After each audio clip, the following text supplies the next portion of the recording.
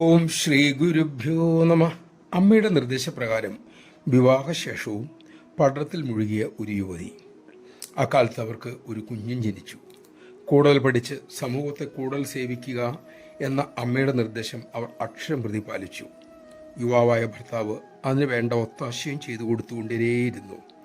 യുവതിയായ അമ്മയെ ഹോസ്റ്റലിലാക്കി മടങ്ങുമ്പോൾ 1.5 വയസ്സുകാരനായ മകൻ ഏങ്ങലടിച്ച് കരയും. ഇത് യുവാക്കളായ മാതാപിതാക്കൾക്ക് കനത്ത നൊമ്പരമുണ്ടാക്കി.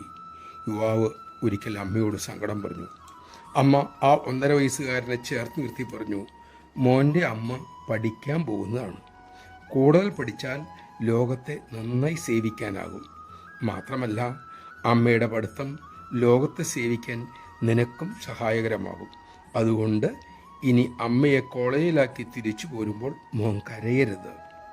1.5 വയസ്സുകാരന് എന്തു മനസ്സിലാകാൻ എന്ന് നമുക്ക് തോന്നിയേക്കാം. പക്ഷേ അതിനുശേഷം ആ കുഞ്ഞ് കരഞ്ഞിട്ടില്ല. സങ്കടം വന്നാൽ കുഞ്ഞ് കൈകൾ കൊണ്ടവൻ ചുണ്ടുപൊത്തി പിടിക്കും. നമഃശിവായ. പിഞ്ചു കുഞ്ഞിനും അമ്മയുടെ ഉപദേശം മനസ്സിലാകുന്നു, അവനും പരിശീലിക്കുന്നു. ബുദ്ധി ഉറച്ചെന്ന് കരുതുന്ന നമുക്ക് അമ്മയെ അനുസരിക്കുക ബഹുകഠിനം.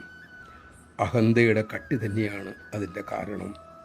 ഈ അഹന്തയുടെ തോട് ഭാരം ഒഴിവാക്കാൻ അമ്മ തന്നെ നമ്മിൽ കൃപ ചൊരിയട്ടെ.